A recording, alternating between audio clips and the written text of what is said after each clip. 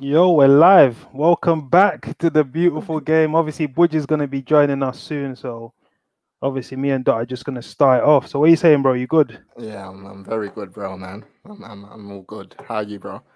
Yeah, I'm blessed, man. Obviously, a festival of football coming up this weekend. It's been a Uh, good week so far. So, I can't complain, bro. How's your week been? yeah, man, it's been hectic. Obviously, work, it's been crazy. Had a quiz night yesterday that I was Hmm. actually hosting. So I Wow. had to host a WebEx of around 150 people. And obviously, that's what happens when you have a podcast. People, put you at that spotlight to host events. So yeah, I had to get that done. But it was a good experience, to be fair, get my face out there. Senior management enjoyed it. So Hmm. yeah, man.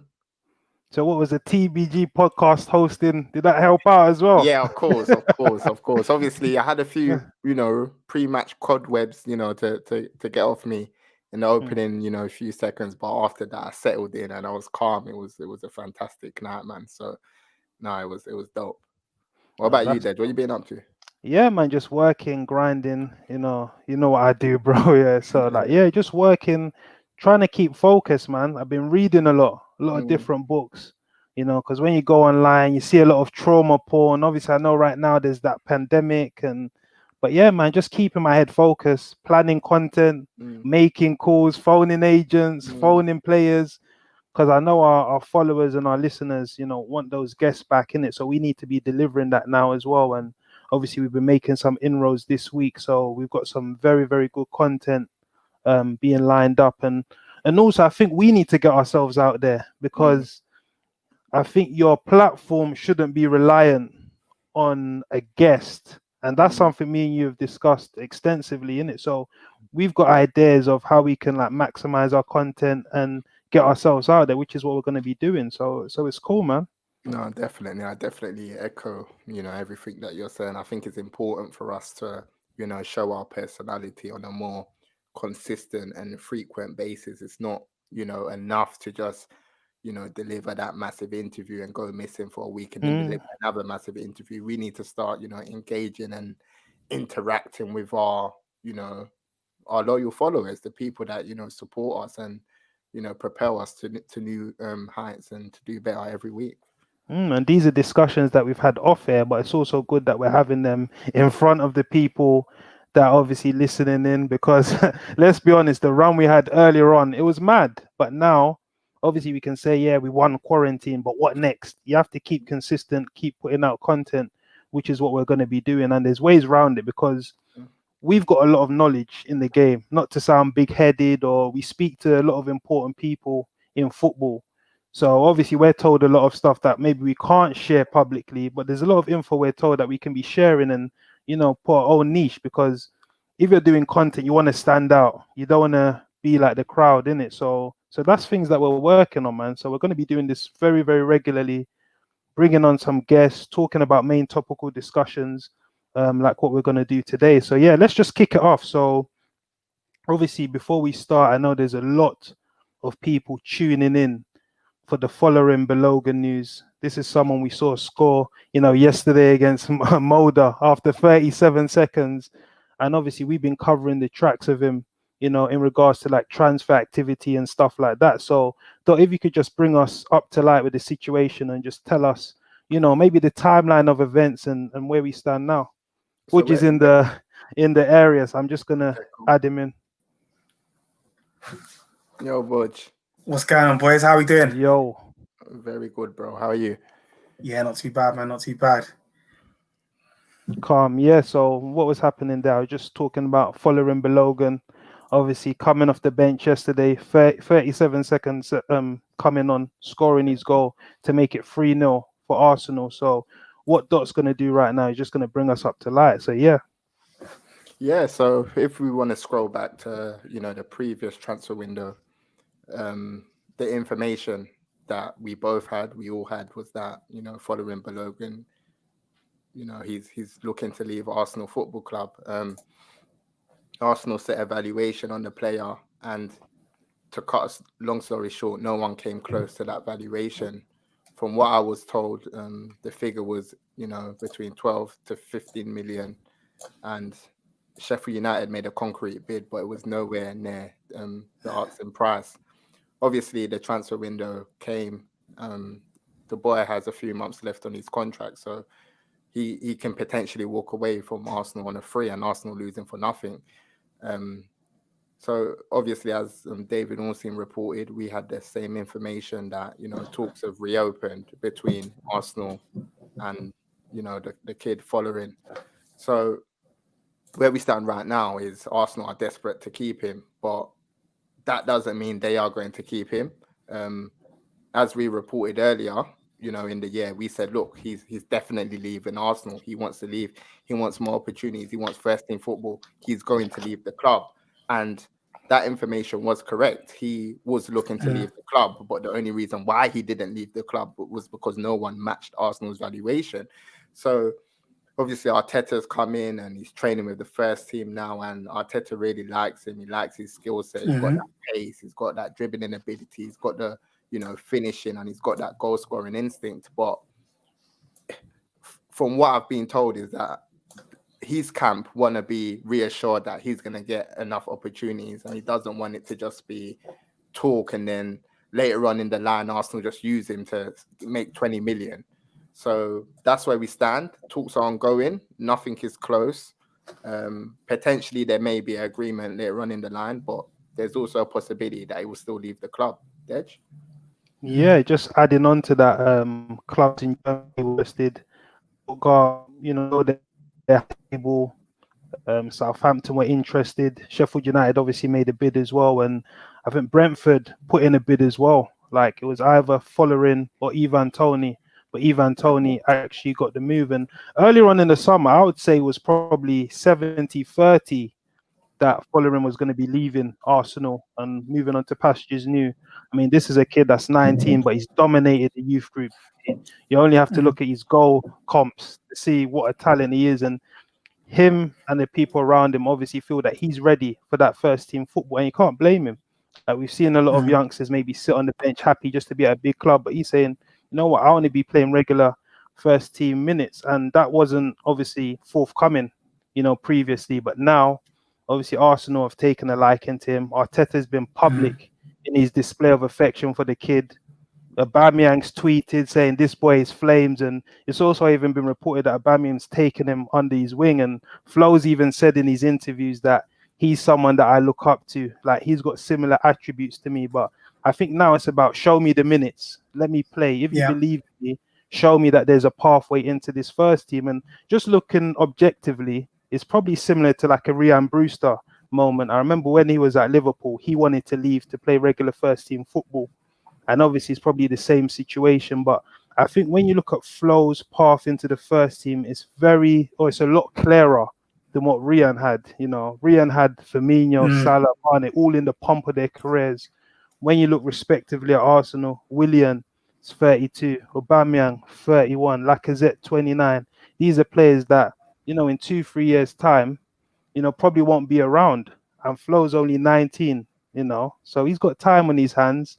He's been at the club since he's 10. So I think if I was to nail my colours to the mast, I think he's probably going to stay and sign a contract. That's just my personal opinion. Yeah. Obviously, because I think the club are now showing him that love.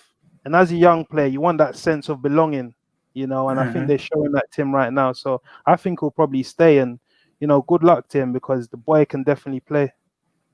Absolutely. You know what, Dej? I think I certainly echo that sentiment, albeit, of course, from a biased standpoint, being an Arsenal fan. Of course, I want him to stay. You can see the boy's got talent. You know, that's very, very evident. And just on the point that you mentioned about Arteta being very public in his admiration of him, I remember a little while back, he even came out and said, honestly, I wish I had hold of this situation a lot sooner.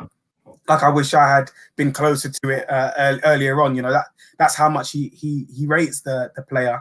And I think, given the circumstance and the fact that, you know, no club met his valuation in the summer, and the fact that Arsenal are keen to hold on to him, I think everything that they're doing is sort of in the right direction in terms of being very public about, you know, what they feel and think about him, and getting players like Aubameyang, who you mentioned is an idol for Balogun, to be very vocal in his appreciation of him. All of these things, like you said, just create that ambience for him to want to stay. And I think almost something else that maybe Arsenal have fallen upon is the current form of Alexander Lacazette.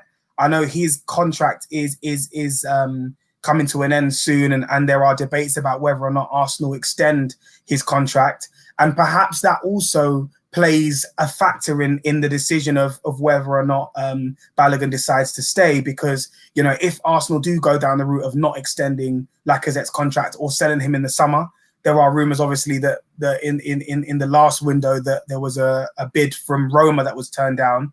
If in the next couple of windows there's an opportunity to move him on, that again opens up the pathway a little bit more for Balogun, and creates more opportunities. And if he comes on and gets the minutes and he's bagging like how he did against Mulder in the last game, then, you know, he's going to continue to get those opportunities. So it's definitely one that's interesting, and one we will of course keep all of our followers up to speed with. And I think that's a perfect opportunity for us to plug our Twitter handle, which is @podcast_TBG. So if you're not yet following, please make sure you do, because it's via our Twitter handle that we do release breaking news, all of the information that we get when we're speaking to you know, well-esteemed people within the game. And you know, when we share information, it is often via our Twitter feed. If you want to keep up to speed with the latest on not only just Folarin Balogun, but a host of other players and happenings and goings on at different clubs, then make sure you're following us on Twitter to stay up to speed with all of that. Also, our Instagram is @pod_TBG. If you're not yet subscribed to our YouTube channel, you're on it now. So I don't know what you're waiting for. Subscribe, hit the like button below. Let's make sure we're helping expand and grow the platform and push things in the right direction. Now, of course, we are previewing the weekend's fixtures. Ahead of doing so, I think a perfect discussion point for us to start off and kick the debate off is with the recent news of the fans of various clubs being allowed to enter stadiums now. So, of course, the government guideline is that stadiums that are in Tier 1 will allow up to 4,000 spectators to attend games. Grounds in Tier 2 will allow 2,000 fans. And then grounds that are in Tier 3 will have to continue to hold events behind closed doors. So my question to you both initially, and we'll start with you, Dot, is, do you feel that the fact that we have different tiers and different allocations for stadiums in different tiers, do you feel that that provides an unfair advantage for certain clubs over others?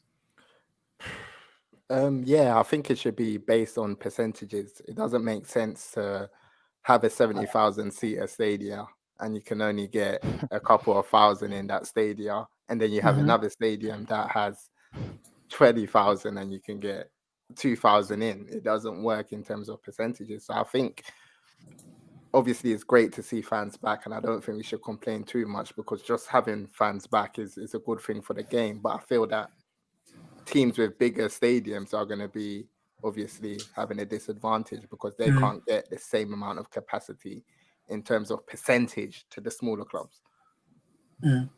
And do you go along with the same sort of belief on that topic, Dej? Do you agree that it is a bit unfair?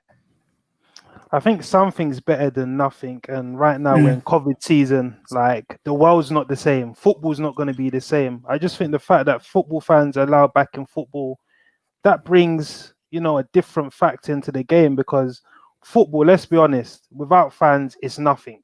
We feel it. We've been to games over this period and, you know, it's like almost like soulless. And I think, imagine for the players as well, not playing in front of fans in those last 10 minutes when you're struggling in a game. Obviously, fans can give you a second win.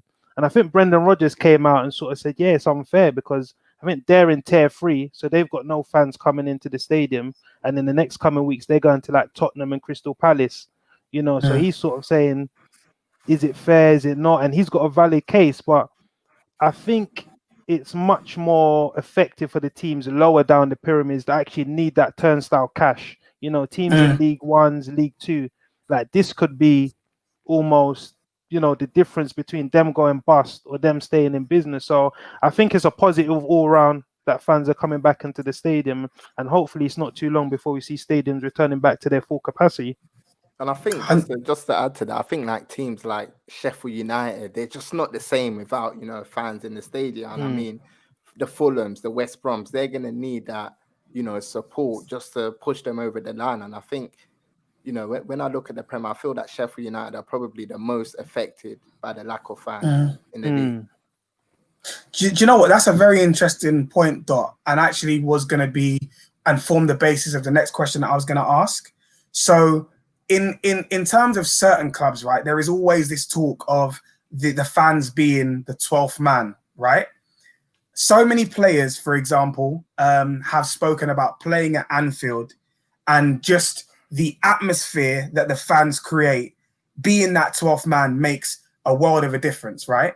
So my question is, can you still create the atmosphere of a 12th man with the limited numbers that are going to be allowed back in stadiums, right? Do you need all of the fans to be close together to create that raucous atmosphere, to be singing at the top of their lungs?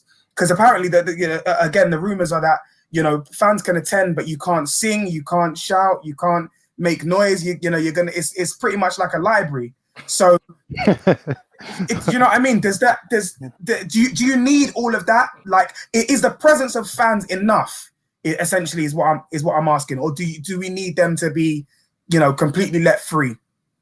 Yeah, I think fans need to be there in their full capacity. I mean, somewhere like Anfield, you know, imagine fans just spaced out all over the gaff. It's like what creates that atmosphere is when all the air is trapped inside of a stadium, and you know, fans are together, they vibes off each other. So of course it's not going to be the same. It's going to be a sparse crowd. But as I mentioned before, something's better than nothing. This is the new normal. So we're going to have to get used to it and just see how it plays out. It's got to the point where like beggars can't be choosers. We just need to be humble and accept whatever we can get, and to see a few thousand backing fans, it will be brilliant. Because, you know, I've covered a few Crystal Palace games recently. I went to the Community Shield, and it's such a strange experience that you can't even concentrate on the game sometimes because it's just completely empty. And I think the interesting part of it is about the communication in terms of how the players communicate. And what it makes me think is that how do they communicate when there's a packed 50,000 screaming? And it's just unreal. My respect level for players just go up even more, to be fair, because it's really difficult out there. You can see players saying go there, but when there's fans, how do you possibly hear that and still deliver, you know, a high level of performance?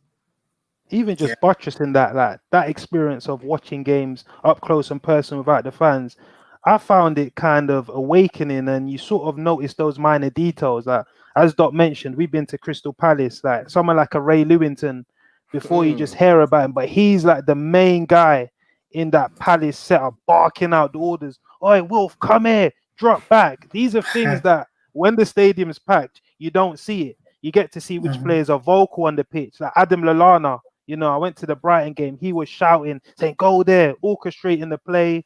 Different players giving out instructions. Roy Hodgson saying to the team, listen, mind the counter, you know, from a corner. So for me, it's been like an educational experience, but it's an experience that I don't want to see too much, you know, more of, because Crystal Palace is a stadium, especially with that Holmesdale end, you know, it rocks. That's one of the most atmospheric grounds in the Premier League. So yeah, man, hopefully we see fans soon. And I think that experience has even changed my perspective when it comes to coverage, because before I will 100% listen with crowd noise, the fake crowd noise. But now, when I'm watching at home, a lot of the time I go to the authentic sound because I want to hear that barking of instructions. I want to hear players communicating with each other. And it's actually changed the experience, and I really enjoy it, actually. 100%. I wonder, you know, what the difference will be for someone like Mikel Arteta. He's probably benefited from there not being any fans because he can bark orders from the touchline in all the different languages that he speaks. But when fans are able to return, what impact does that have on how he manages the Arsenal team as well? Okay, cool. So let's go into the weekend's fixtures. And of course, we've got to start with the biggest fixture of the weekend being Chelsea hosting Spurs at Stamford Bridge. This is actually Chelsea's a thousandth match of the Roman Abramovich era, over which period they've got a 60.9% win rate compared to a 44.3% win rate overall. Last season, Chelsea beat Spurs both home and away, but this season they've only met on one occasion, that being in the Carabao Cup. And I think Spurs won on penalties, but it was like 1-1 after 90 minutes. So is it safe to say, and also not just considering that result, but also in terms of form and results so far this season, can we say that Spurs have somewhat turned the tide and this game is not a foregone conclusion as it might have been in previous seasons? We'll kick things off with you, Dej. I'm looking forward to it. Master versus apprentice. I would say these are the two teams that have the best feeling of a side going into this weekend out of the top six. When you look at it, they're, a settled camp. I know Tottenham have, an injury with Alderweireld, but when you look in terms of like Liverpool injury crisis, Man United, their fans aren't happy with Oli. Manchester City, it's gone stale. Arsenal still finding their feet, and these are the two teams that come into the weekend, on a bit of a bounce, winning games, looking good. And you ask, have Tottenham turned the corner? I think they have. I think Mourinho's got the buy-in of the players now. Before, you sort of saw people are looking for cracks, saying, the players aren't happy, this one's not happy with the system. But only took for the comments after the game from Harry Kane to say, I proper loved that performance. I enjoyed the game, being like a battering ram, bullying the defenders, bringing others into play. So I think Tottenham are coming into this game on a massive high. And I think the questions sort of lie at Chelsea's door. We all know that what Tottenham are going to do. They're going to bank up, play on the counter-attack. Kane's going to be dropping deep, looking for Son, Bergwijn, running in behind. So it's up to Chelsea whether they're going to play this sort of attacking football that we've seen. Because as you know, Son plays on the same side as Chilwell. So I think Lampard's instructions are going to be to sort of tweak that and rein Chilwell in a bit. So, to negate the threat of Heung-min Son. But another battle I'm looking forward to is the Kane and Kante. Obviously, Kante's been playing in that midfield area, the base of that midfield three, and that's the area that obviously Harry Kane's been looking to exploit recently, dropping into those lines and playing in his speedy teammates. So I think there's a lot riding on the table and a lot of unknowns because, as we've seen previously, Lampard, whenever he's gone up against Mourinho in the league, he's reverted to that three at the back. Is he going to change to that 3-5-2 for this game? Or is he going to keep, with a confident 4-3-3? So I think there's a lot of questions, but I think as G-ish Jr. says in the thing, I think it's going to be a draw. Very, very interesting. I have a question for you, Dot, because I remember a post-match interview that Jurgen Klopp did recently, and I think he was asked about Man City, and his response was that he's more concerned at present with the project and what's happening over at Stamford Bridge with Chelsea. And so my question to you is, do you agree with his points? Who out of these two teams, in Chelsea and Spurs, who do you feel poses the most threat to Liverpool retaining the title this season? You've asked me a question that I don't know the answer to.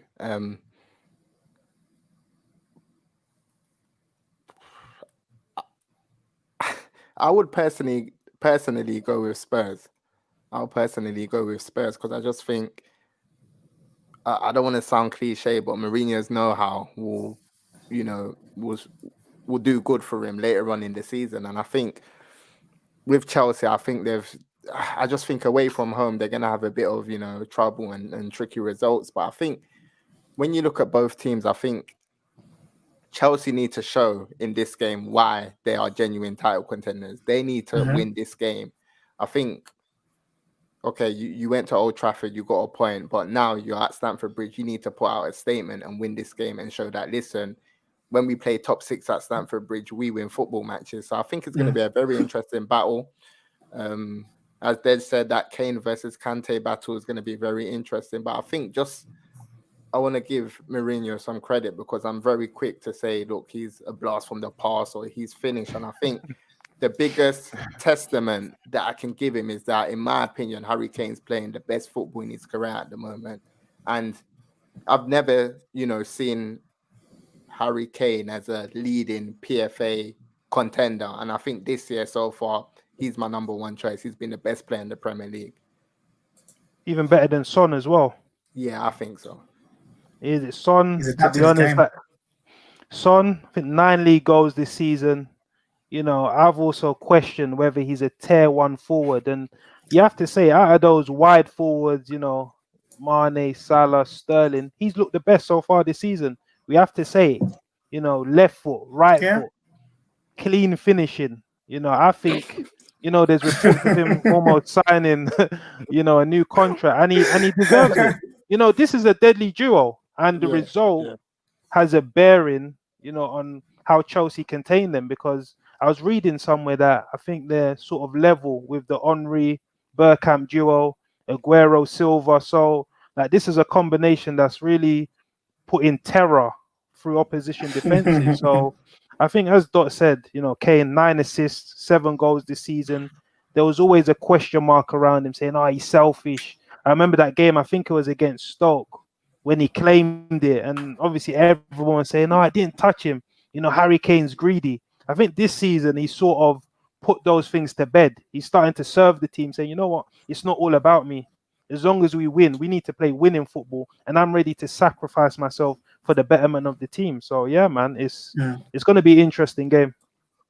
Kane has adapted his game, absolutely. Yeah, but he can't do the things that he used to do 3-4 years ago, where he can press from the front and get in behind. He knows, listen, I'm in a league of my own when it comes to dropping off that front position and threading balls. So now he seems like a player that's as happy to assist than he is to score, and that's why he's got so many goals and assists this season. And I think he's going for that 2020 that Thierry Henry done, quite a while back. He's trying to get 20 goals and 20 assists this season, and I think he may do it because he's just looking in devastating form.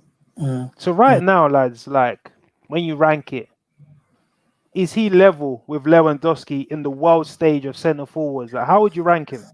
Is he second? Is he third? Is he rivaling him?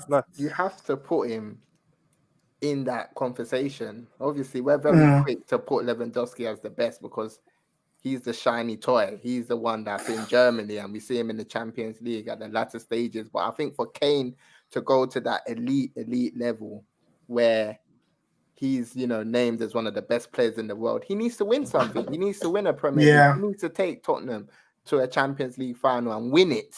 And I think that's when you can put him in that top bracket as one of the greats of this generation. Absolutely. And just, I know that you've been very critical of Son in the past. Do you feel that he can reach the level of consistency required for him to be in that same bracket with your Salahs, your Manes, your Sterlings this season? Yeah, he's a top player. I've never been critical of him. I've just said to put him in that tier 1, he needs to deliver throughout a whole season. I think he's a better player than Sterling, but Sterling performs to a higher level more consistently. So I think he's up there. I think I said if he gets 20 goals this season, we need to put him in that top bracket of wide. Absolutely. Okay. I have one final question whilst we're on Spurs and Chelsea before we go into the match predictions for all of the other fixtures this weekend. And the reason I want to ask it is because it's very, very poignant because it was quite recent, right? And that is around the subject of Mason Mount. So he's been lauded for his performances of late. Of course, in the Champions League this past week, he got an assist for Hudson-Odoi's goal, and he just put in a sterling performance. And there's been a lot of talk around the perfect position for him, and at times it's felt as though Lampard was forcing and trying to shoehorn him into the team where there may not necessarily have been a place for him. I think his best performance, his best position seems to be in sort of like a midfield three, as opposed to being played out wide. And I remember again earlier on this week, Lampard came out and he was basically defending himself in terms of his decisions to play Mount as frequent as he does, and saying that no one gets any special treatment. He's not like my favorite player or anything like that. Teacher's pet. Yeah, he's not. Do you know what I mean? But the thing is, the reason why it was really important, because it was quite reminiscent of that press conference that happened so many years ago when Harry Redknapp was defending Frank Lampard, and he was speaking about the fact that this boy is going to go right to the top. He's going to be a great player. And I got shades of that interview when I was watching that post-match conference, right? And my question is Mount an important enough player or a good enough player to build the team around? And should Chelsea be building their team around Mason Mount? Whether he's a good enough player to be, a team to be built around, that remains to be seen. Whether he's a good player, he is, and he's still young, he's developing all the time. And to answer your question before, what's his best position, out wide on the left or in a number 8 role? I would have to say a number 8 role. I think what's underrated about Mason Mount is he's pressing off the ball. This is a very, very intense guy. And as we've seen, another one of his strengths is, creativity. He can find the space, he can pick a pass, and he's also very good on the set pieces. And I think he's not probably suitable to the wide roles, because in this modern game, those wide forwards are judged on their goals.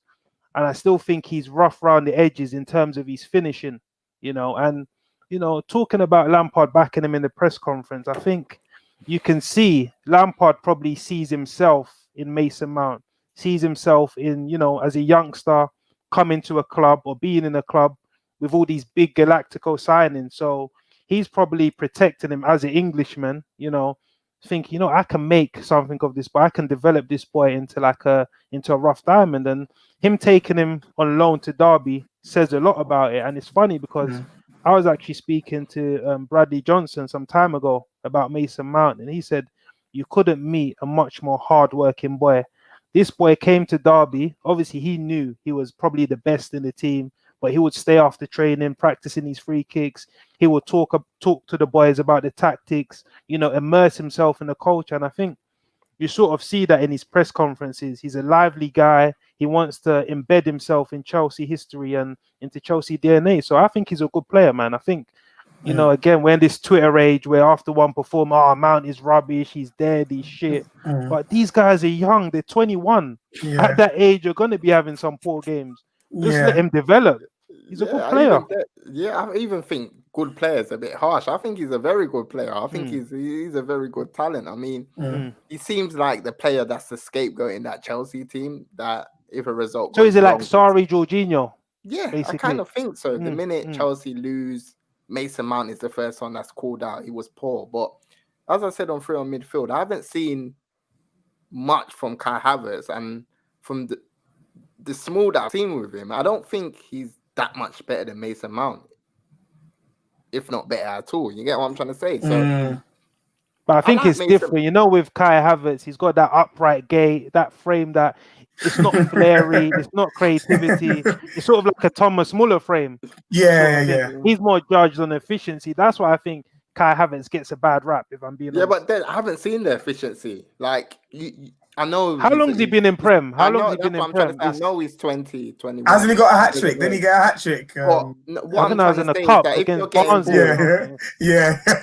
you're all I'm trying to say is that if you're getting bought for 90 million euros, you need to hit the ground running. I'm not saying Kai Havertz is a bad player, but I don't see any special effects from him. Whereas Mason Mount, when I see him on the pitch, I see him do some wonderful stuff. He's a good dribbler. He's a good passer. He's a good shooter. He's a good link-up player. He can play in multiple positions. So I can understand why he starts on a weekly basis, because he's a manager's dream. And just the last point on this, I saw a video clip that went over social media a few days ago, and it was Frank Lampard, I think whilst he was at Derby, maybe, talking about Paul Pogba. And he was saying that Paul Pogba is a brilliant player, but you see him do something amazing and you think, whoa, but then he makes 10 mistakes in a game. And the reason why Frank Lampard loves Mason Mount is because he does the basics week in, week out. He may not be playing well, he may be having a bad game, but he will make sure the fundamentals of football stick in his game. And that's why Frank Lampard picks him every week. Yeah. And it's like Brendan Rodgers says, there's a difference between a talent and a working talent. Mason Mount is a working talent. Well said. I think nothing more to add to that. We're gonna move on now, and we're gonna chat a little bit around the Southampton versus United game. So from a form perspective, this is interesting because Southampton can be just as confident as United are going into this game. In their last 5, they've won 3 and drawn 2. Of course, they had injuries to Danny Ings, who's actually returned to training now. But Che Adams has hit the ground running in place of Danny Ings. And of course, last week against Wolves, Theo Walcott got on a score sheet as well. And of course, Nathan Redmond's out injured with a short-term injury. But so, what do you guys make of this game? Who do you fancy more for this game? Is fortune in favour of United at the moment with the form of Bruno Fernandes, or do you think Hassan Hüttl can be a tactical tinkerer and undo Ollie in this game? Let's start with you, Dot. I potentially think this is the toughest game of the weekend to predict. I think I'm favouring a draw, personally. I think it's going to be a very tight game, and I think it's going to end 1-1. But I want to go back to Che Adams, and I was listening to the Zonal Marking podcast by The Athletic, and they were basically saying Che Adams, he's like a poor man's Harry Kane, and they mean that in the most flattering way possible. And like when I watch him, I've been saying it to Dej for a while that Che Adams is a really good player. He's so improved. And when you look at the actual statistical data, when it comes to chances created, he's creating at a similar rate to Harry Kane. So he's not only scoring goals, but he's also laying off chances for his teammates. And I think when Danny Ings got injured, I was worried because I thought that's Southampton's goals. But the way they've adjusted without Ings just shows that there's so much more to the team than I first thought. No, I agree with Dot. Che Adams, when he was bought from Birmingham and he had that drought, I think he ended it against Manchester City, I believe. You know, people are sort of calling him a writer. I think, you know, this boy, typical championship striker that comes to the Prem and gets found out. But now he looks, you know, proper. He looks like a proper striker. And another player that's not been mentioned, Theo Walcott. You know, he left Arsenal, went to Everton, sort of looked lost. You know, and I saw his interview on Monday Night Football, and he's saying, you know, this coach is brilliant. The moment I met him, I knew, yep, I want to play for you. And we sort of seen that being, you know, put into his performances. And for me, this game comes down to the two coaches. I know Hassan Hüttl, he's been rumoured to be linked with the Manchester United job this week as well. And I think Hassan Hüttl is an elite coach. I've said it from his time at Leipzig, you know, the formation he plays, that 4-2-2-2. And he just looks like a proper coach. When you see him, you think, yeah, I want to play for you. And I think this is going to go down to tactics. And I think, you know, I think we're going to see Southampton win. I think Manchester United have had some wins, but I think it's sort of paved over the cracks. And this is the sort of game where I think you'll be found out, you know. And I think, Southampton win the game. My final question on this one before we move on, and that is about someone I mentioned in passing previously, which is Bruno Fernandes, who's in red hot form currently. So he is a very divisive figure because there are, of course, two very clear schools of thought on him, right? What I will say first and foremost is that the numbers speak for themselves, okay? Incredible. So he's joining United. He has played 33 games, got 18 goals and 13 assists. He holds the record. How many at penalties? the moment? Well, that's another debate, right? That's another debate, right? But How many penalties? 11. No, on the real, how many penalties? 11. I think it might be more than that. I think it might be more. But he's got the most goals in the Premier League from a midfielder. He's got the most non-penalty goals in the Premier League by a midfielder. And he's got the most assists in the Premier League by a midfielder, right? So on a base level, looking at the numbers, he's a phenomenon, right? Yet there are loads of people who feel as though he's not a particularly great player. And if you take away his penalties, for example, there's not much else to him. What school of thought do you guys belong to? I'll start with you, Dej. Budge, there's statistics, then there's the eye test. Obviously, the statistics, brilliant. But when you watch him, Bruno, he's a good player. He's a leader. I like what he's done ever since he's come to the club. You can see that he's got standards. He's a standard setter. And I was listening to, I think, Ollie on a podcast, and they were asking him, yeah, who's your leaders in the dressing room? And he was like, Bruno, Maguire, Pogba, and Rashford. And you can see it in Bruno. He's someone that he believes he's a top player. He's got that air, that it's not arrogance, that confidence that, yeah, I'm a top player. I need to be playing at the top of my game. I'm going to lead this team to great things. And I think there's no denying the sort of impact that he's had to Manchester United. I always called it that, you know, when he came to the team, he's going to form a mad relationship with Marcus Rashford because he takes risks. You know, sometimes he has games where he's passing. You think, oh, what did he see? Like, where did that pass go? It's going out for throw-ins, goal kicks and stuff. And he has games where it just clicks together. So you have to say he's an effective player. Is he as good as the stats suggest? I'm not sure. I don't think so. But nonetheless, you can see that he's a key cog in that Manchester United team, and there's no downplaying his impact in Manchester United's team. Man, you're too funny, man. Right. I agree with Yomi, but there's no special effects. But that shouldn't be a reason why I'm detracting from a player. I think he's really, really effective. He's efficient. He puts numbers up. But my problem with Bruno is he's very, very, very frustrating. I mean, he can lose the ball 50 times in a game and have an absolute stinker. But the one thing I give him is that he never lets that, you know, affect him, and he will come back stronger throughout the game. And usually he comes up with decisive moments. So we have to give credit where credit is due. Do I think Bruno is a good player? Yes. Do I think he's a top player? Yes. Do I think he's a world-class player or a leading player in the Premier League? No. Fair enough. But can I just add one more point? And I think, you know, last season, a lot of Man United fans were quick to say, you know, Martial's, you know, reached their elite potential. He's, you know, delivering on a weekly basis. But I've been very disappointed with Anthony Martial this season. Marcus Rashford as well. I know he's doing a lot of campaigning and I love what he's doing. But his performances this season haven't been great, if we're being totally honest.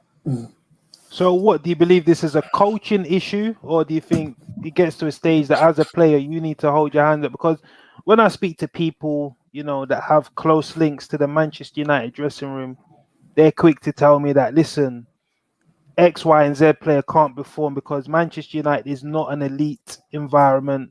Just go out and play, go out and express yourself. Those aren't the instructions that actually improve a player man for man. So yeah, Martin, I'm just throwing out there. I think one thing that I've always given credit to Ollie is that he gets a lot out of attacking players. I think Martial's best form has come under him. Rashford looked like a well-beater last season at times with the form he was delivering. So I think Bruno Fernandes, as Budge said, statistically the best midfielder in the Premier League. So I think one thing I will give Ole Gunnar Solskjaer, although I have reservations over his coaching ability, he's very good at getting a dynamic forward line. So I don't think it's a coaching issue. I think some of the players need to look at themselves in the mirror and deliver more consistently. So in terms of, obviously, we've seen the stats, obviously, statistically in the Premier League, Bruno Fernandes is the best midfielder in the Prem. So forgetting the stats, where would you rank him? Like, which midfielder is actually better pound for pound than than Bruno It depends Fernandes? because Is it 10? Is it 5? he plays. Can you not hear me? He plays in a role that's Yeah, very hard. it's a bit define. lagged, but yeah, it's calm.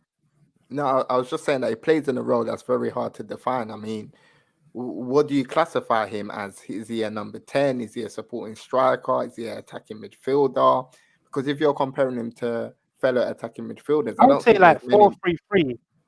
So let's say like the 4-3-3 template, those three midfielders. I wouldn't class him as a forward. So, you've got your But a lot of the Thiago, time, I your see him as Henderson, that. De Bruyne.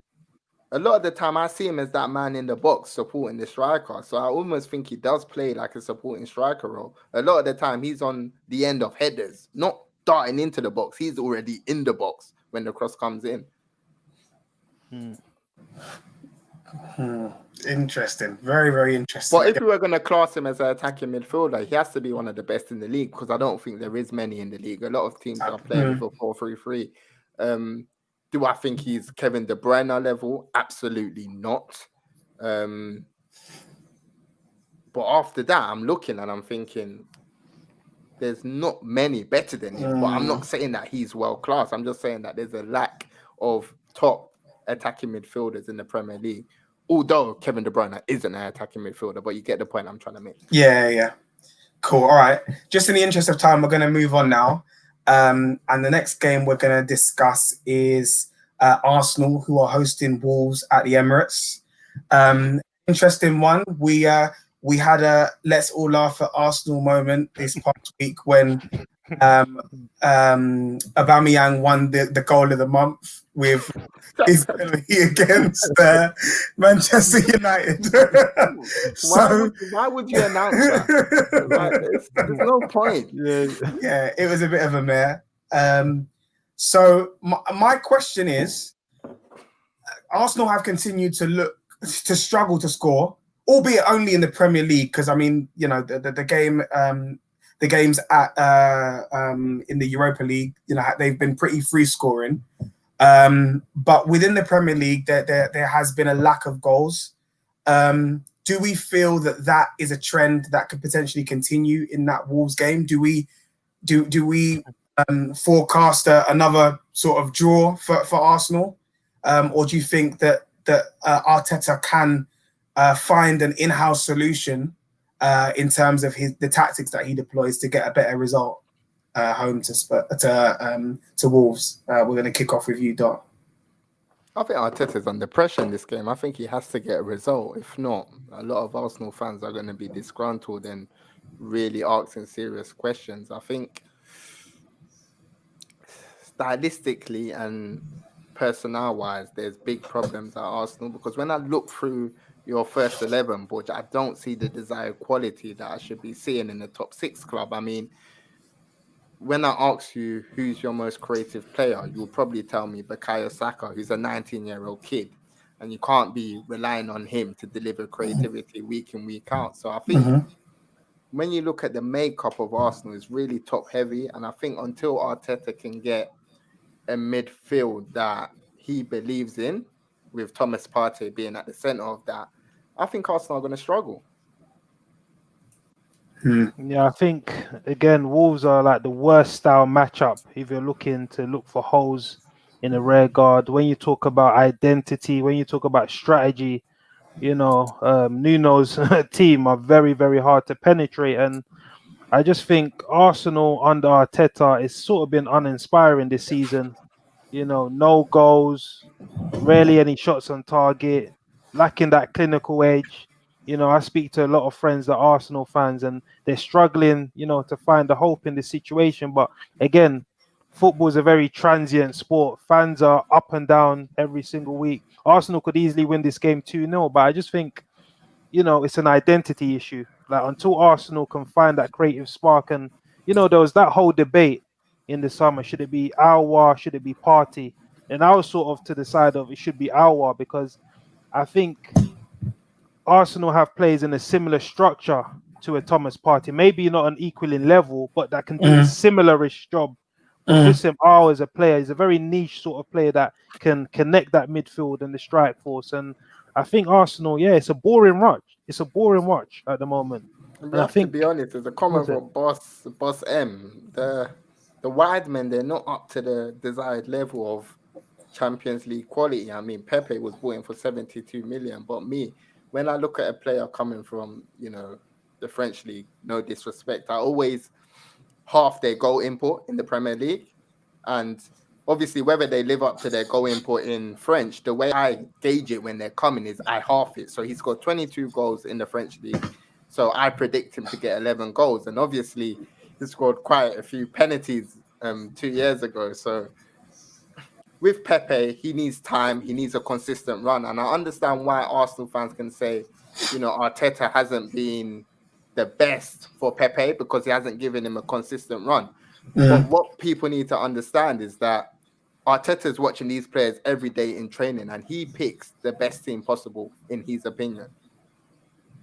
Yeah, but I think just going into Pepe, I mean, he's had almost 18 months now, to show his quality, and I think we can only count those moments that he's had on one hand. And is he good enough for the top level? We asked Joe Willock on the podcast because I sort of made it clear that I wasn't convinced. Like, whether it's he's doing or not, no, honestly, he's going to be sort of compared against the Salahs, the Manes, the Sterlings. Even though it's not his fault. But that's because of his price minutes. Tag, though, right? That's the problem, ultimately. It's not his fault. He doesn't decide the price, but I don't think he's shown enough. Like, he's shown, there's players in mid-table that have shown better form than him. I think when I look at Pepe, I don't see a top player. I'm not going to lie. I don't see him probably kicking on from here, having a run, being like a Heung-min Son. So it's a bit of a problem when that's your record signing. Like, how do you sort of manage that situation? I thought what Arteta done though on the weekend wasn't good. He sort of hung him out to dry. I didn't like that.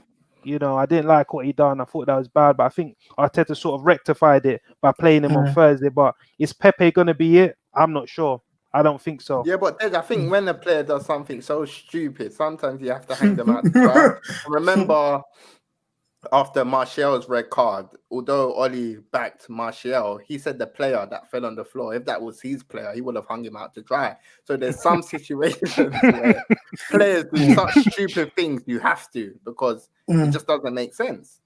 Yeah, but I think you should manage the situation. Pepe is obviously a guy struggling and strapped for confidence. I think the last thing he needed was his manager jumping on him and making him sort of like a public scapegoat, because I think that even started almost riots amongst Arsenal fans. A lot of Arsenal fans were sort of jumping on the brigade.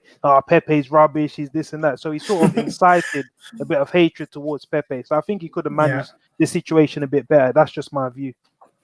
Yeah, I think it's definitely something that Arteta will need to learn from. Of course, he's a very young manager, and I think he allowed his emotions to get the better of him on that occasion. But I think in the long run, he'll be better for it. He definitely will learn from that. And I don't see him reacting like that again in future. And similarly, I don't see Pepe making the same mistake again. I think he kind of blew his top, lost his lid, and that's all she wrote on that one. Before we go into the next game, I just want to remind everyone who is currently watching us now, please hit the like button. You guys are all watching it. Just look below, right? You're watching your screen now. Just below. There's a thumbs up. I just need you to smash that thumbs up, hit the like button.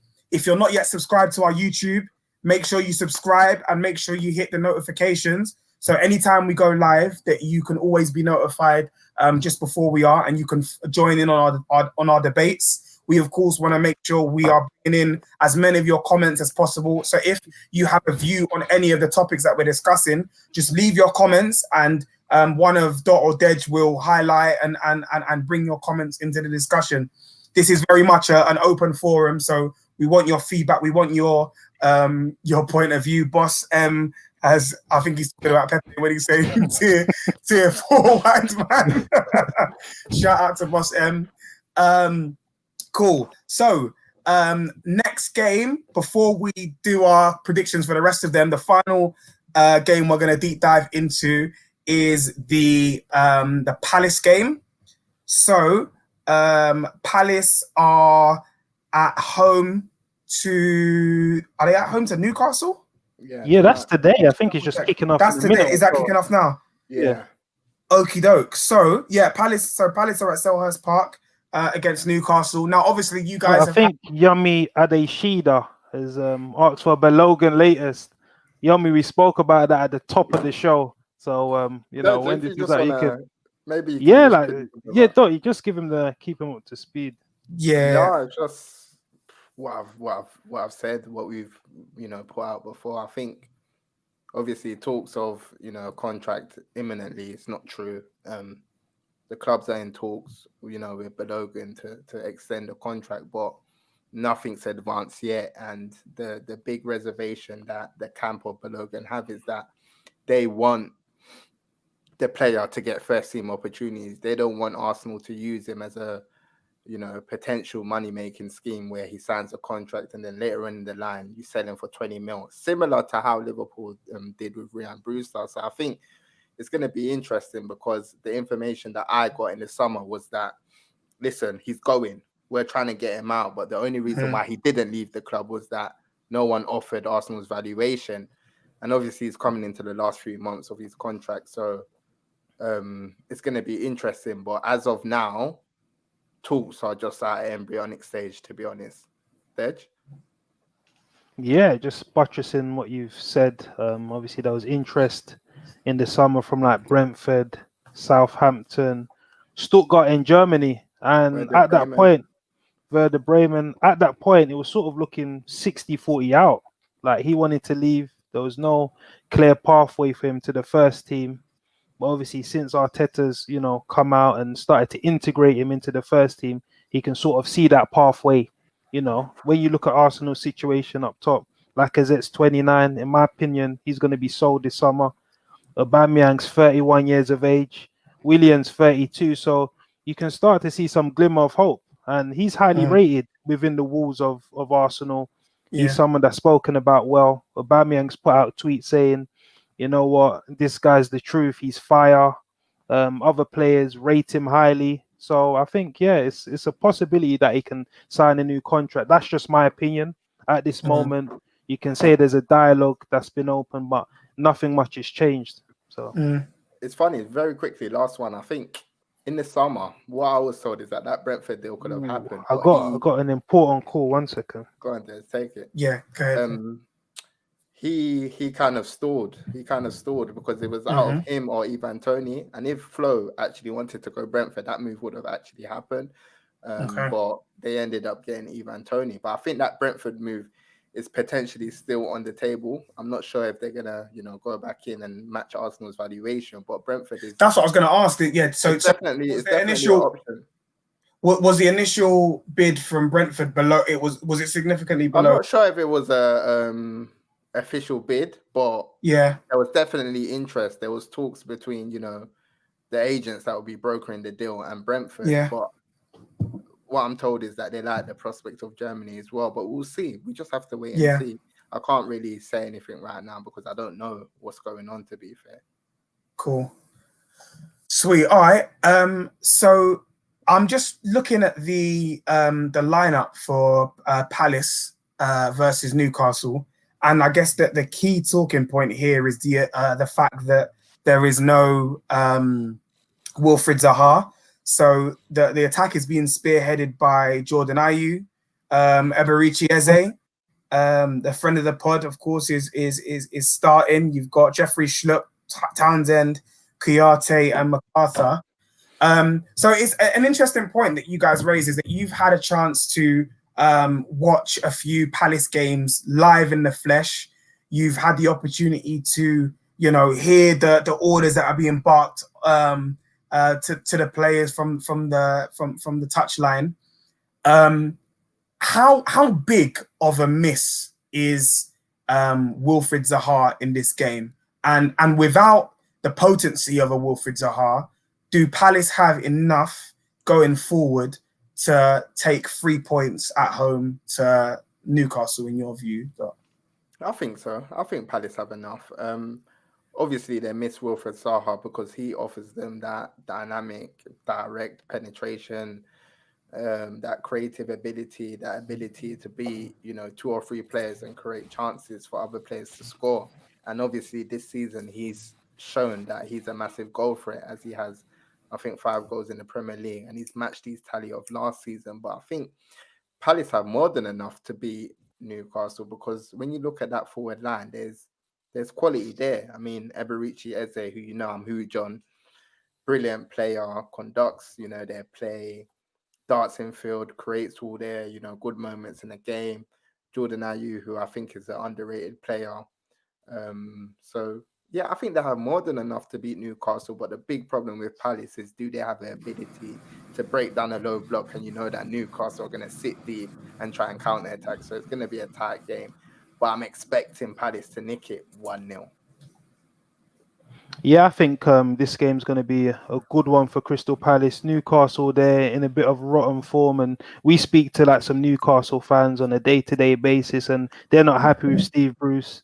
He's too negative, too defensive, and I think Alan Saint-Maximin, I'm not sure if he's going to be involved today. I think he's a bit of a doubt, or he's going to be on the bench. And I think Steve Bruce came out and said he's a bit worried with his form. Obviously, since he signed a new contract, he's not been as effective, and he's their main attacking outlet, if we're being honest. And obviously, Callum Wilson's form subsided a bit. He started off very, very well, scoring in the game. So if they're not scoring or being a thorn in the opposition, then they haven't really got much choice. And obviously, John Joe Shelby is going to be coming back in, obviously, after surgery. He's very, very good. He's got the eye for a pass, and he's their like creative hub. So if I'm to give a prediction, I think Palace will probably nick this one 1-0. Fair play. Right. Okay. Again, just in the interest of time, we need to be very quick. So I'm going to reel out the... I think Anthony asked the question. Budge, when do you think Arteta should be sacked? Anthony, that is a very, very difficult question to answer, because on one hand, you have the fact that, Arsenal are struggling to score goals, create chances, and win football matches. But on the other hand, you have all of the additional factors that play a part in what's happening on the pitch. And for that reason, despite the results, there will always be those things to fall back on. So from a fan's perspective, of course, I want things to turn around. I do believe that Arteta is the right man for the job. I just think that the way he's going about setting up his teams, the fact that he is being so rigid and not so agile with his approach, is making it more difficult for him, and it's essentially creating his own coffin for him to lie in, essentially. So I hope that he is a bit more pragmatic. He does change things a bit more, and tries to find internal solutions, whilst we can't bring in the necessary recruits to fill the voids that we need to fill. But I think it's we can't make knee-jerk decisions. We've got to give him some time. I think it's only fair to. So yeah, that I think that is my stance, and I think at least until the end of the season, we need to. So really, really quickly, I'm going to reel out the name, and then the fixture, and I just want you to let me know what score you predict. Okay, so. Cool. Going to start off with you, Dot, and Brighton are hosting Liverpool at the Amex. Trent Alexander-Arnold's come out and said that something isn't right regarding the 12:30 kickoff, because it would be less than 60 odd hours since Liverpool lost 2-0 at home to Atlanta in the Champions. Good one. Good one. So is the quick turnaround going to play a factor in that result? What do you think? I think that's what made Klopp select the team that he actually selected. I think a lot of players would have probably been in the red zone, and it just wasn't possible to start them. But I think Liverpool will get the win. But don't be surprised if Brighton try to start off very high tempo and try and catch Liverpool out. But I expect them to settle that game down and win the game comfortably. Okay, and what about you, Dej? What are your thoughts on that game? What are you predicting? It's a tricky one. Obviously, that midweek game doesn't have no bearing on this. I think that was sort of like a free hit. And we're at the stage of the season where the games are coming thick and fast. And you have to pick your games. We have to be honest. You have to pick your games as and when they come. And the game against Atlanta wasn't a must-win game. Exactly. You know, so I think that sort of governed the team that Klopp picked. And obviously Divock Origi starting up front. I think people are quick to get onto him, but it's difficult, man. You're not playing games. Like, your rhythm's going to be off, your touch is going to be off. And I think we saw a lack of cohesion in that front three. Mane was quiet, Salah was off. So, you know, that was a game mentally that I think Liverpool weren't at the races. And obviously Klopp's called them the mentality monsters, but they had an off day, and that's okay. There's no problem with that. But I think this game is straight back to business. Like, Liverpool would have resetted. They have to win this game. This is the bread and butter, the Premier League. And I think Brighton will be a good opponent matchup because they like to kick ball. They're not sort of going to be a team that's going to bank up and say, we're going to defend for our lives. Like, they're an expansive team, you know, that three at the back, four in the middle, and obviously that subplot of Lallana coming back, you know, to play against Liverpool is going to be interesting. But I think Liverpool will be too powerful. And I'm going to go along with, I think, Bossel and Michaels and predict a 3-1 for Liverpool as well. Yeah, Boss has predicted 3-1 for Liverpool. MK's predicted 4-0 for Liverpool. George says 2-2. So it should be an interesting one. Cameron said Liverpool to win 4-0, a Mane double and a Firmino wonder goal, followed by a header from Joel Matip. Wow. That's oddly precise. If you're a betting man, Cameron, stick a cheeky fiver on it and see what happens, mate. So fine, let's move on to the next one. I believe the last time Burnley travelled to the Etihad, they lost 5-0, if I'm not mistaken. Yes. I'm going to kick off with you on this one, Dej. What is your stance on this game?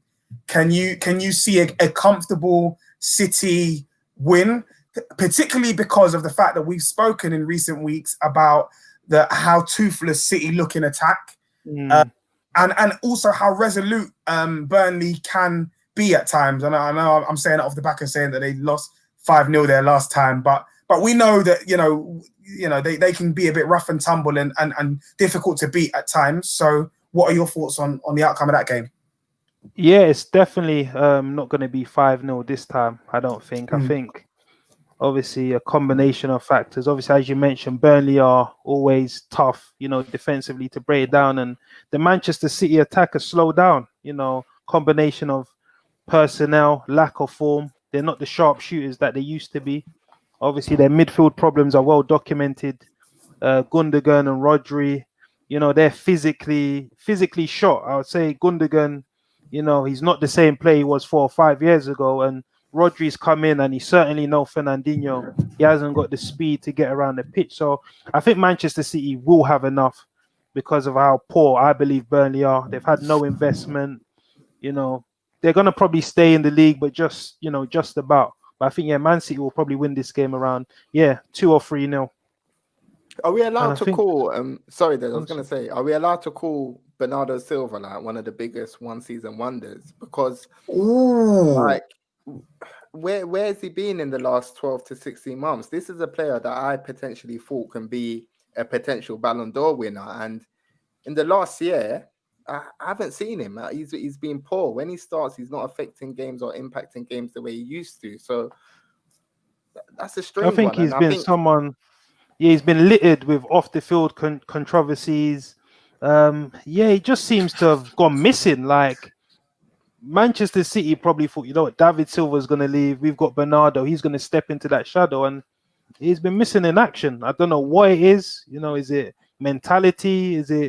Was he a one-season wonder? I don't think so. That ability that he had, it can't just evaporate. So it might be something more than meets the eye, but something's definitely going on. And just for FVR7, we've already spoken about Balogun. We covered him twice throughout this episode. Yeah, he was the first topic on the replay. FVR7, you'll see that the Balogun talk was right at the beginning. So catch it on the replay, and you'll be able to get up to speed with the latest on Folarin Balogun. We've got a few predictions in the comments as well. Boss M says 3-0 easy for City because Aguero, Sterling and Co are back. George Bose says City are not the same. 2-1 City. I agree. 3-0. And Cameron says Bernardo Silva went missing after tweeting about Liverpool fans. Very, very interesting stuff. Very interesting stuff. We shall see. But I mean, yeah, I'm in agreement. I think it's very difficult to look past a comfortable win for City. I reckon maybe a 2-0. These lot need help. She wrote. Okay, next one. Everton are hosting Leeds at Goodison Park. I think this could be a very, very tasty fixture this weekend. So kicking things off with you, Dot, what are your thoughts on that particular game? I think that could be an end-to-end game. Leeds versus Leicester, you said? Everton. Everton are at home against Leeds. Everton at home against Leeds. Yeah, I expect Everton to win this game. I'm not really convinced by Leeds. I know they play, attacking football, but some of their end product is just absolutely shocking. I mean, I watched the game against Arsenal, and they had maybe like 4 or 5 big chances, and they were just fluffing their lines. And I feel that they hit the woodwork a few times though. Yeah, but that counts as off target. Yeah, but is that? I've always had my thought on that. I think that's very, very unfair. For if a shot hits the post or hits the crossbar, I think it's unfair to count it off target. Of course, that's a debate for a whole different day. But I think it is rather unfair if the keeper's beaten outright and it hits the post or the crossbar. That's just hard. You know what I mean. But what do you think in terms of when you look at the Leeds team, like when you look at it player for player, I know they're coached well, but it's a championship quality team. If you take away maybe Calvin Phillips and that Koch at the back, I really like him, the centre back. He looks impressive. And Bamford, who I think is a good player, and probably Rodrigo. The rest, they're not Premier League quality. So I feel Everton are going to win this game. They got Richarlison back. He looked very, very dangerous against Fulham, set up the first goal. And I just think that he offers them that dynamic threat, down the wing. And obviously James Rodriguez, who I think is going to bit off the ball. I think he will come good against Leeds. And I think Everton will win this game comfortably. Yeah, I'm going for an Everton win as well. I think it's sort of going to be like a basketball match, maybe like a 3-1, 4-2 sort of game. I don't think Leeds have got the defense to cope. I think Everton's quality will shine through. And as Dot said, Leeds are just a team that's been coached very, very well. Probably put another manager in charge of them. They'll be a championship team. So testament to them, credit to them. But I think Everton will win this game convincingly. I think Boss agrees with you in the comments. He says it's going to be a high-scoring game, 3-2 to Everton. Ife says, to be fair, Carlo Ancelotti has been looking vacant on the sideline recently. You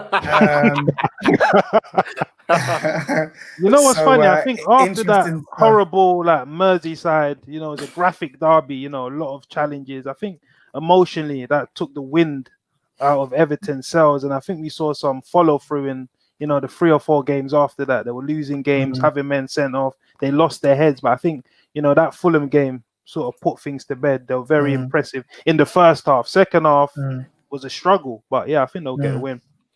I think a key thing is obviously the return of Richarlison. However, the news has come out recently that Luca Digne has surgery.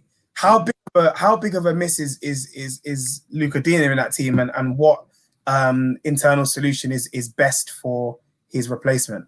That's a big issue. I was watching him against Fulham, and he was brilliant. Set up, a few of the goals, and he's just a threat. I think after Robertson, I probably rank him as the second best left back in the league.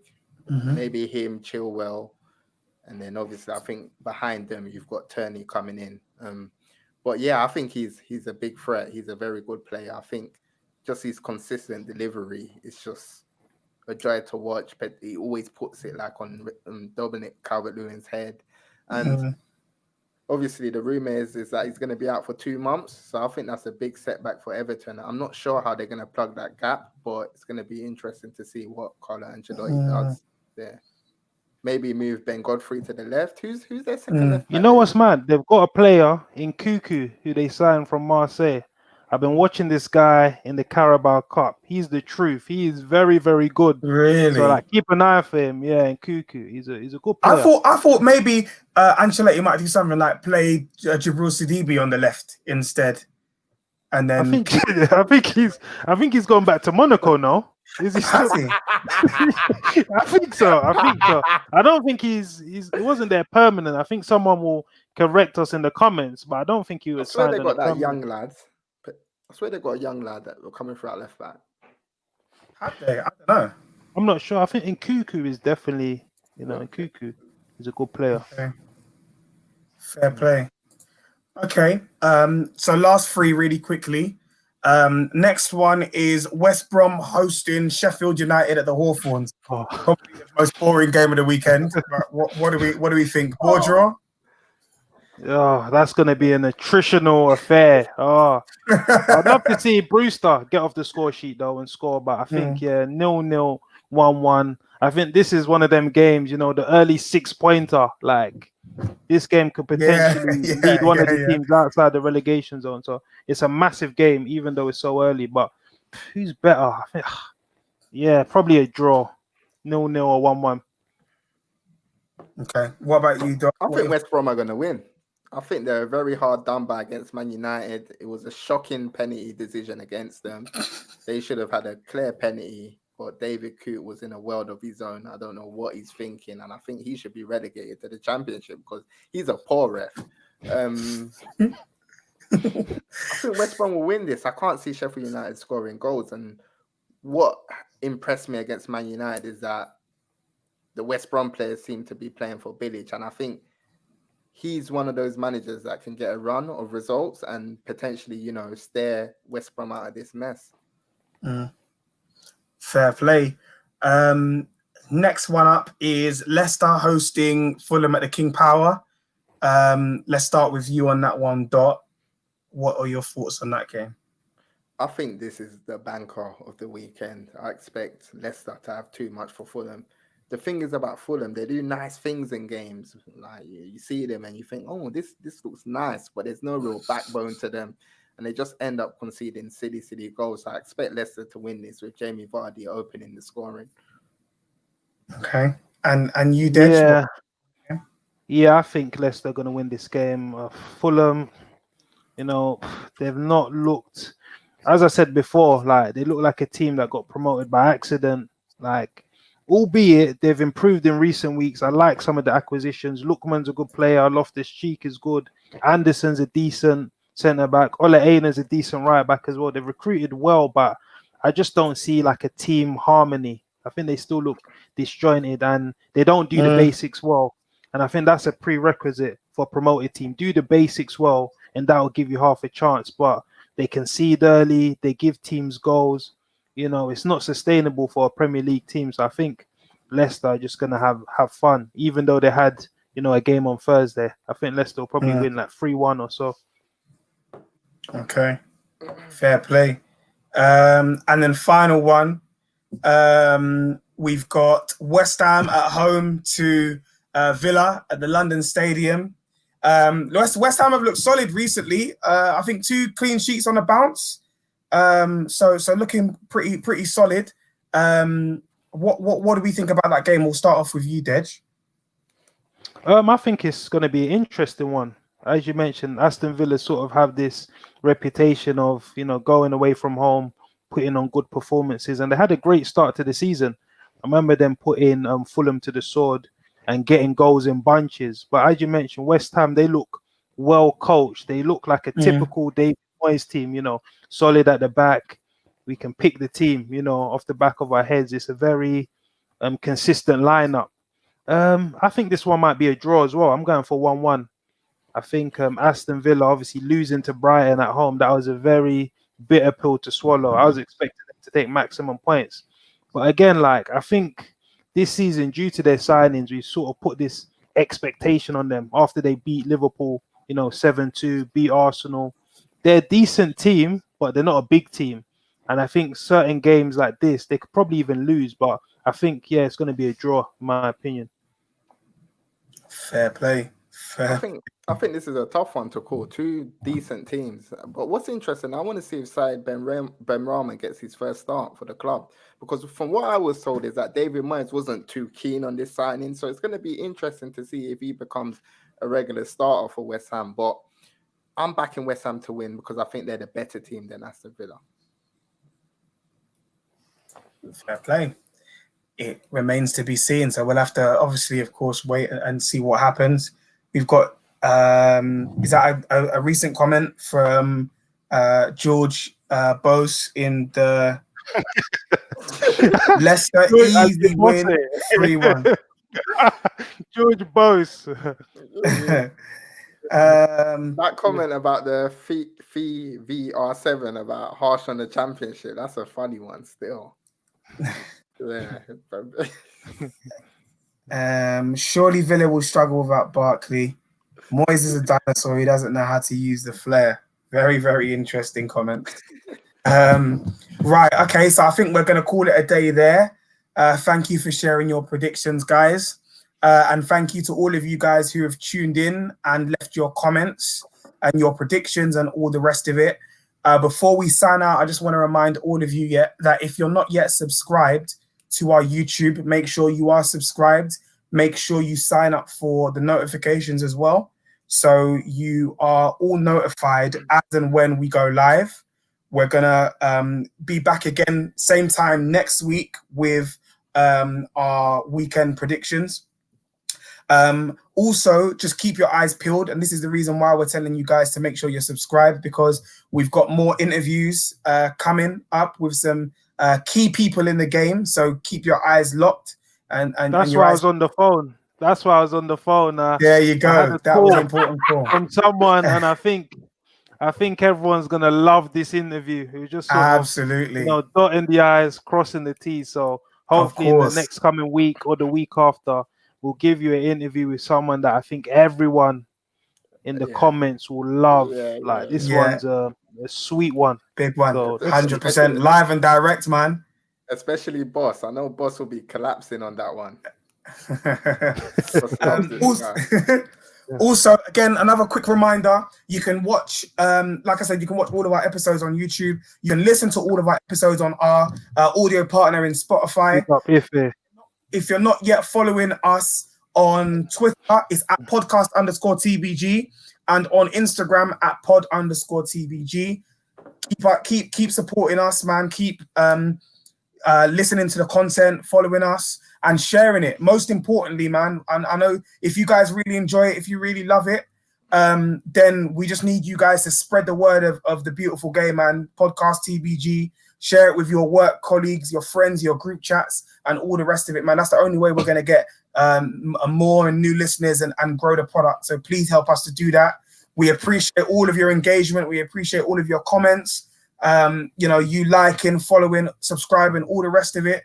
And we just ask that you continue to support us, man. Thank you very much. I think that's pretty much it. Dot, have I forgotten anything? Nope, that's good, bro. All right, man. Yeah, so thanks everyone in the comments, man. We appreciate that, and we're gonna keep putting out dope content by ourselves 100%. With interviews and stuff. So thank you very much, guys. Love for that. 100%. Man. Love, man. Cool.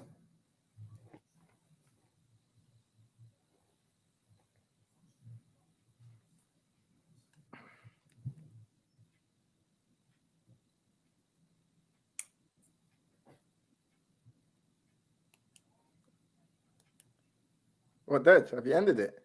No. One sec. this thing is glitching. One sec.